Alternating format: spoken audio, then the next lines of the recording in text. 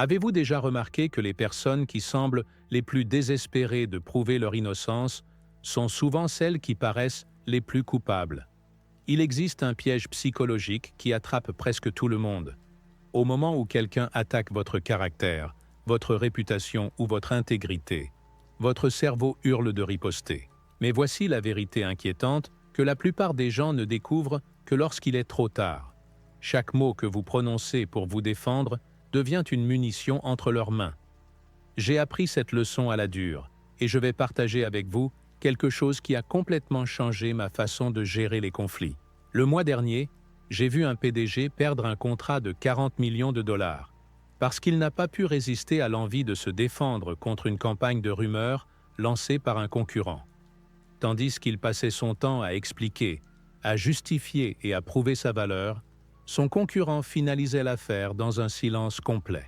Le désir désespéré du PDG de laver son nom est devenu la preuve même qui a convaincu le client qu'il n'était pas fiable. Il ne s'agit pas d'être passif ou faible. Il s'agit de comprendre une vérité fondamentale qui distingue ceux qui imposent le respect de ceux qui le poursuivent désespérément. Lorsque quelqu'un vous fait du tort, ment à votre sujet ou tente de vous provoquer, votre instinct naturel est de répondre. Mais voici ce que personne ne vous dit. Votre réponse est souvent l'arme même qu'ils utiliseront pour vous détruire. Aujourd'hui, je vais vous montrer 7 situations précises dans lesquelles le silence devient votre plus grand super-pouvoir. Il ne s'agit pas de belles platitudes sur le fait de prendre la voix haute. Ce sont des décisions stratégiques qui transformeront la façon dont les autres vous perçoivent et la manière dont vous gérerez les conflits pour le reste de votre vie. À la fin, vous comprendrez pourquoi les personnes les plus puissantes du monde disent souvent le moins lorsqu'elles sont attaquées. Et, plus important encore, comment vous pouvez utiliser ce savoir pour transformer les attaques de vos ennemis en vos plus grandes victoires. Commençons par le piège le plus courant dans lequel nous tombons tous, l'instant où quelqu'un essaie de vous pousser à réagir. Adam travaillait dans un environnement d'entreprise où un collègue en particulier semblait vivre pour le drame. Cette personne lançait des remarques sournoises pendant les réunions, mettait en doute la compétence d'Adam devant les autres et cherchait généralement à l'entraîner dans des disputes qui ne servaient qu'à créer le chaos. Pendant des mois, Adam mordait à l'hameçon.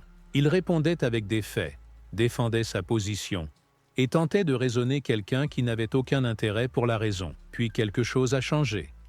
Adam a compris qu'il jouait à un jeu qu'il ne pourrait jamais gagner, car les règles étaient truquées dès le départ. Le but n'était ni la vérité ni la résolution. C'était de faire perdre son sang-froid à Adam. Alors, il a essayé autre chose. La prochaine fois que son collègue s'est lancé dans l'un de ses discours provocateurs, Adam s'est contenté de hocher calmement la tête sans dire un mot. Le silence qui a suivi était assourdissant. Le provocateur a redoublé d'efforts, appuyant sur des boutons qui avaient toujours fonctionné auparavant. Mais Adam est resté impassible. En quelques semaines, il s'est produit quelque chose de remarquable. Le comportement du collègue est devenu tellement unilatéral que les autres membres de l'équipe ont commencé à le remarquer. Sans les réactions d'Adam pour alimenter le drame, la véritable nature du provocateur est devenue évidente pour tout le monde dans la salle. La personne qui paraissait si sûre d'elle et maîtresse de la situation a soudain semblé mesquine et désespérée. C'est la force de comprendre que vous ne pouvez contrôler que votre propre esprit. Lorsqu'une personne tente de vous provoquer, elle vous demande essentiellement de lui céder votre pouvoir. Elle veut que vous réagissiez émotionnellement, car les personnes émotionnelles prennent de mauvaises décisions. Elle veut que vous vous défendiez, car les personnes sur la défensive ont l'air coupables. Elle veut que vous engagiez le combat, car l'engagement lui apporte le conflit qu'elle recherche. Au moment où vous réalisez que la provocation n'est qu'une tentative de quelqu'un d'autre de contrôler votre comportement, vous devenez intouchable. Votre calme devient leur chaos. Votre silence devient leur vacarme. Votre maîtrise devient leur perte de contrôle. Mais la provocation n'est pas la seule arme que les gens utilisent contre nous. Parfois, les attaques sont plus directes, plus personnelles. Parfois, elles prennent la forme d'insultes délibérées, destinées à blesser votre fierté et à déclencher votre ego. David venait de recevoir une promotion importante au travail, l'aboutissement d'années de labeur et de dévouement. Il était fier de son accomplissement, mais tout le monde ne partageait pas son enthousiasme. Lors d'un événement social de l'entreprise, un collègue qui était également en lice pour le poste l'a abordé avec un sourire qui ne touchait pas ses yeux. Ce n'allait pas être une simple félicitation. Devant plusieurs collègues influents, cette personne a prononcé des paroles qui ressemblaient à des louanges, mais constituaient en réalité une attaque psychologique magistralement conçue. Le commentaire visait à semer des doutes sur la compétence de David, à amener les autres à se demander s'il méritait vraiment la promotion, et à présenter l'orateur comme le candidat plus qualifié injustement ignoré.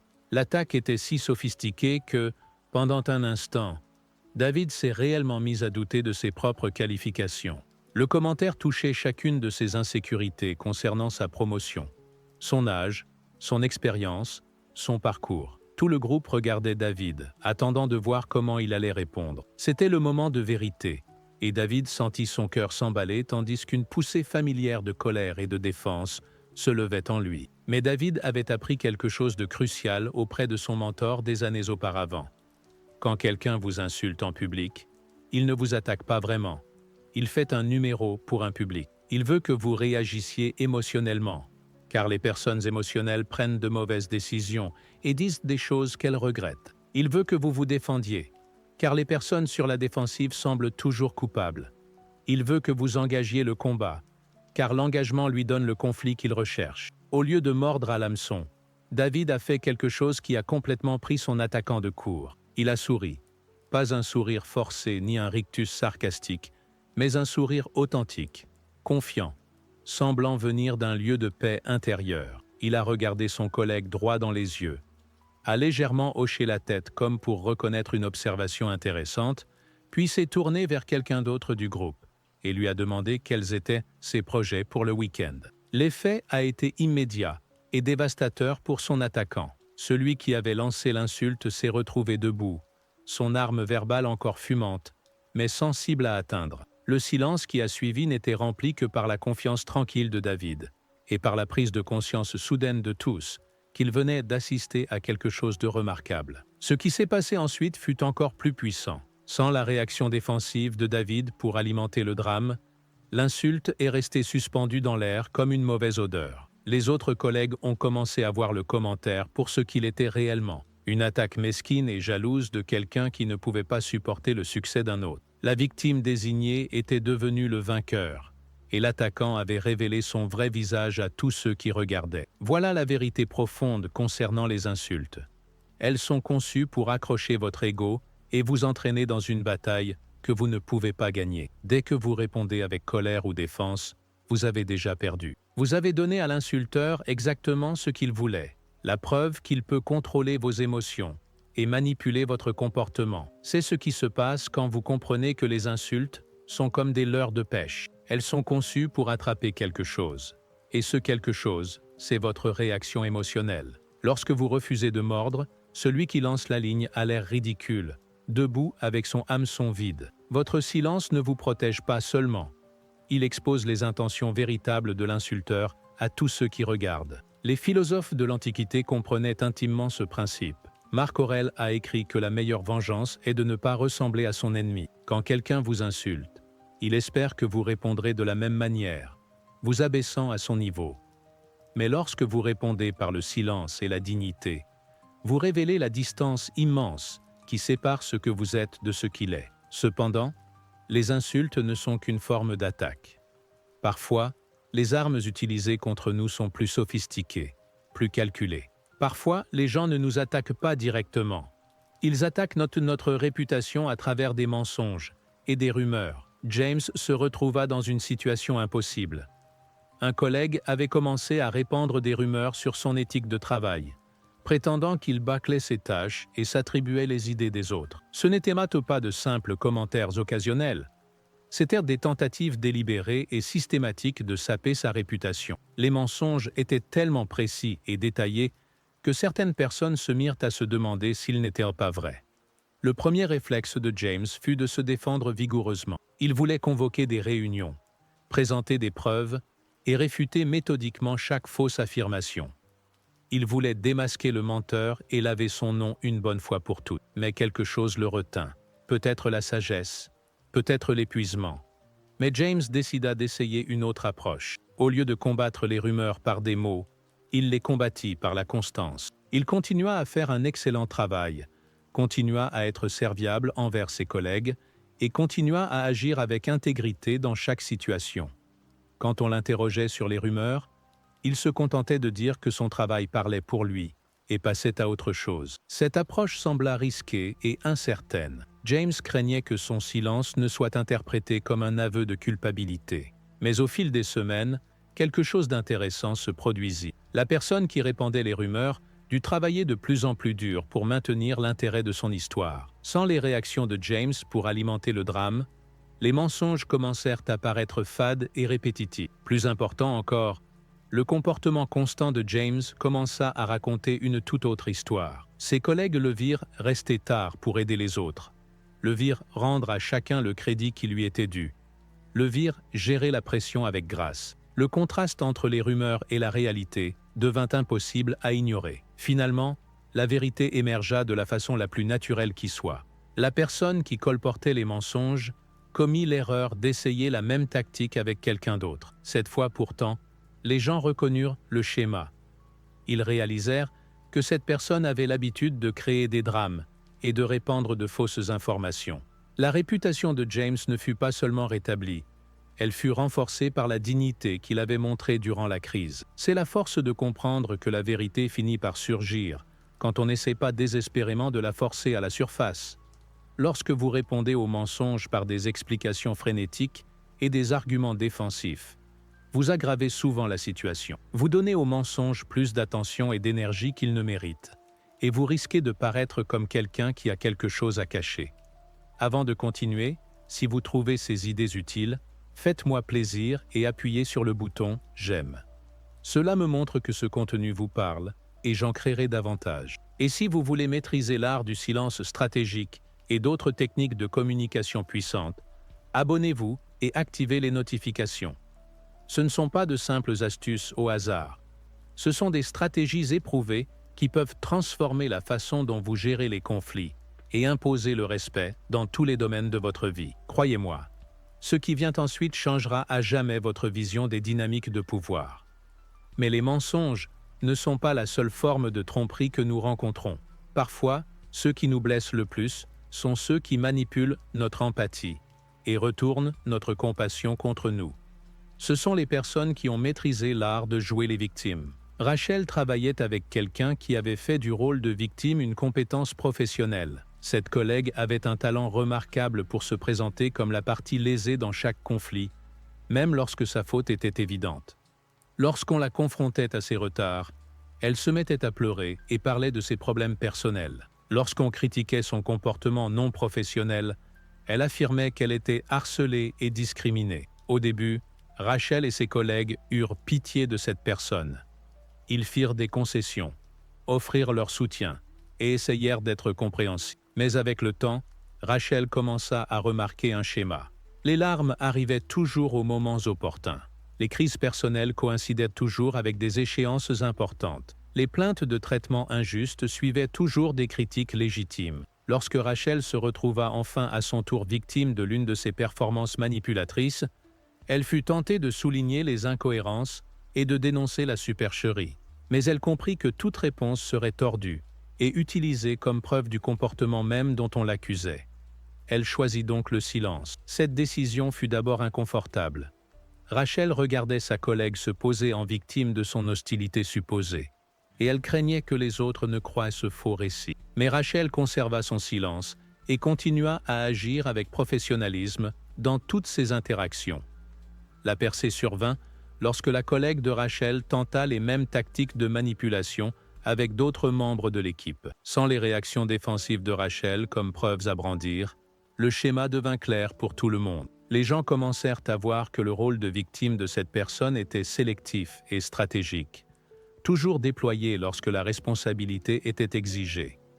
La force de cette approche réside dans la compréhension que les victimes chroniques ont besoin que vous jouiez le rôle d'agresseur dans leur récit. Lorsque vous refusez de mordre à l'hameçon, lorsque vous répondez aux accusations par un calme silence, vous les obligez à maintenir leur histoire sans votre participation. C'est bien plus difficile qu'il n'y paraît, et tôt ou tard, le masque commence à tomber. Les victimes professionnelles se nourrissent de drames et d'attention. Elles ont besoin que les autres réagissent émotionnellement à leur récit, car l'émotion valide leur histoire. Lorsque vous répondez avec une dignité silencieuse, vous privez leur performance du carburant dont elle a besoin pour continuer. Mais la manipulation ne consiste pas toujours à jouer la victime. Parfois, elle prend la forme de trahison, de la part de personnes en qui nous avions le plus confiance. Lorsque quelqu'un en qui nous croyions se retourne contre nous, la douleur peut être accablante, et notre désir d'explication et de clôture peut nous rendre vulnérables à d'autres blessures. Sarah était amie avec quelqu'un depuis plus de 10 ans. Elle s'était confiée des secrets, soutenue dans les moments difficiles, et se considérait comme une famille. Alors, quand Sarah découvrit que cette personne sapait systématiquement sa réputation dans son dos, partageait des informations privées avec d'autres et tentait même de nuire à ses relations professionnelles, la trahison fut profonde. Le premier réflexe de Sarah fut de confronter son amie, d'exiger des réponses, de comprendre comment une personne en qui elle avait confiance pouvait faire de telles choses. Elle voulait sauver la relation, trouver un moyen de surmonter la trahison et de reconstruire la confiance. Mais en y réfléchissant, Sarah réalisa que quelqu'un capable d'une telle tromperie calculée n'allait probablement pas soudainement devenir honnête et responsable simplement parce qu'on le confrontait. Au lieu de chercher la clôture à travers la confrontation, Sarah choisit une autre voie. Elle mit fin à l'amitié discrètement, sans drame ni explication. Elle n'annonça pas sa décision et ne tenta pas de punir son ancien ami. Elle cessa simplement d'être disponible, de partager des informations personnelles et de considérer cette personne comme digne de confiance. L'effet fut profond. Sans l'amitié et la confiance continue de Sarah à exploiter, son ancien ami perdit l'accès aux informations et aux relations qui avaient rendu la trahison possible. Plus important encore, le retrait silencieux de Sarah envoyait un message clair. La trahison a des conséquences, et ces conséquences incluent la perte de tout ce que le traître tenait pour acquis. Cette approche obligea Sarah à renoncer à son besoin de clôture et d'explication. Elle dut accepter qu'elle ne comprendrait peut-être jamais entièrement pourquoi quelqu'un en qui elle avait confiance choisirait de la trahir. Mais en optant pour le silence, plutôt que la confrontation, elle se protégea de toute manipulation future et conserva sa dignité dans une situation qui aurait facilement pu dégénérer. La sagesse ici est de comprendre que la trahison révèle le caractère, et que le caractère change rarement par la dispute ou l'explication. Lorsque quelqu'un trahit votre confiance, il vous montre qui il est vraiment. Votre tâche n'est pas de le convaincre d'être différent, c'est de vous protéger de nouvelles blessures. Pourtant, la trahison n'est pas la seule façon dont les gens peuvent nous faire sentir sous-estimés.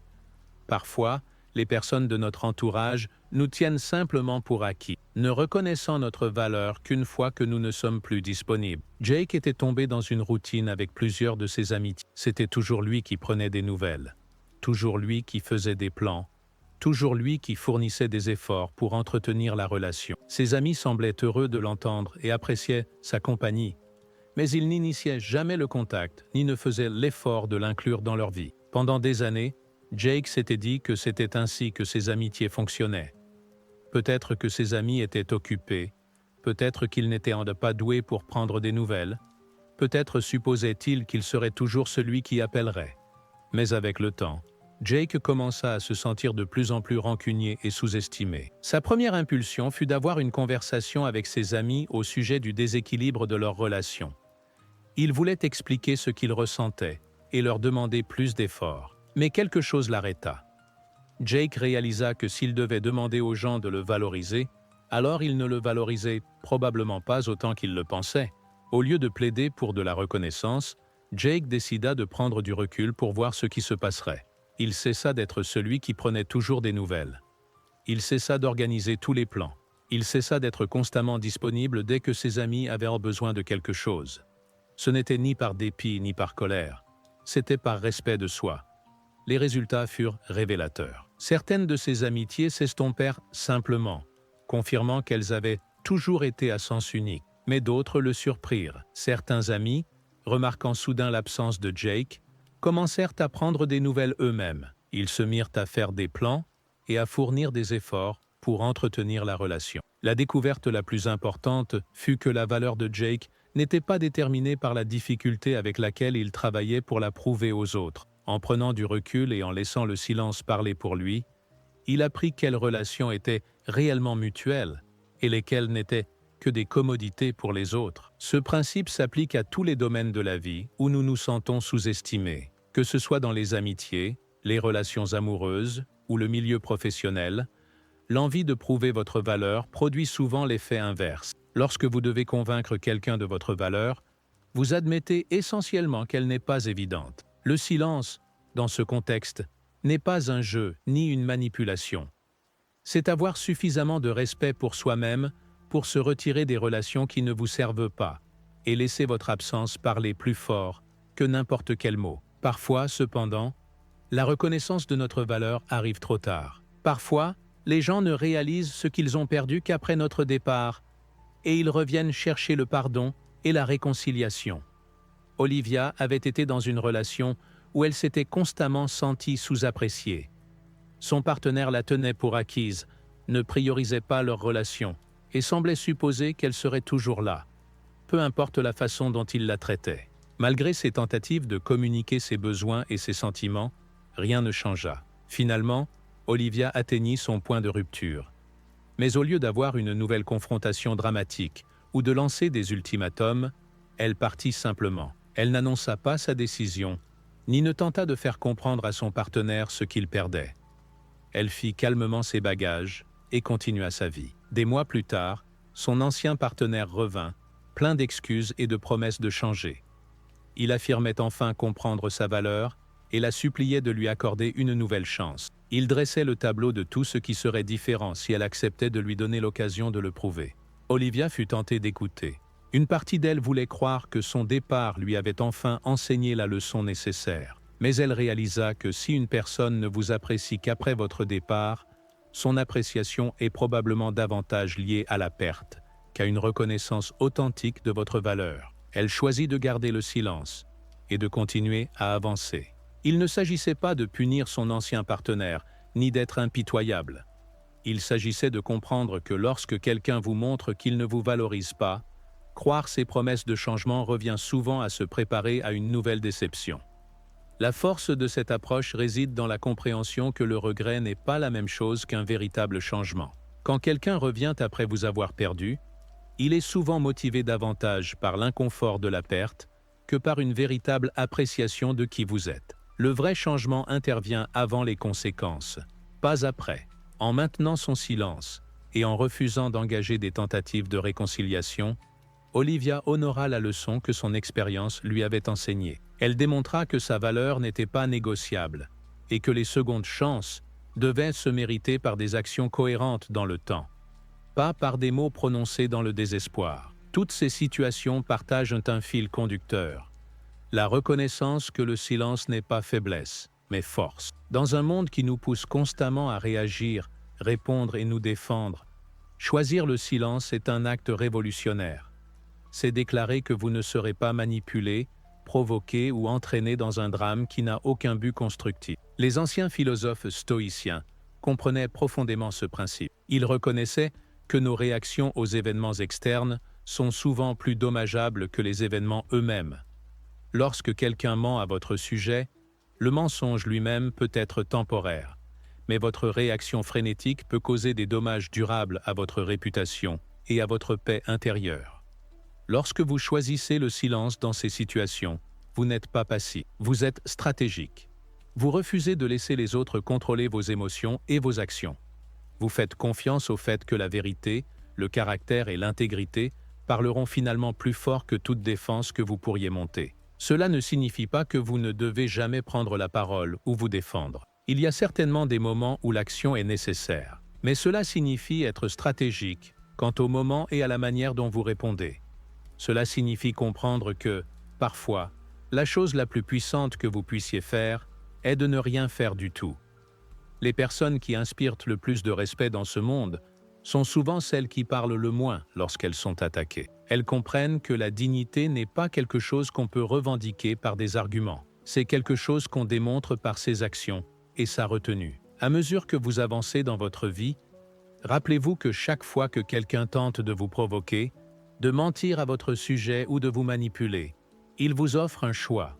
Vous pouvez entrer dans son drame et lui donner le pouvoir qu'il recherche, ou vous pouvez choisir le silence et conserver votre propre pouvoir. Le choix vous appartient toujours, et les conséquences de ce choix résonneront bien au-delà de la situation immédiate. Choisissez avec sagesse, choisissez stratégiquement, et choisissez en comprenant que, parfois, la réponse la plus puissante est l'absence de réponse. Votre silence n'est pas seulement d'or, c'est votre arme la plus puissante dans un monde qui tente constamment de vous faire perdre l'équilibre.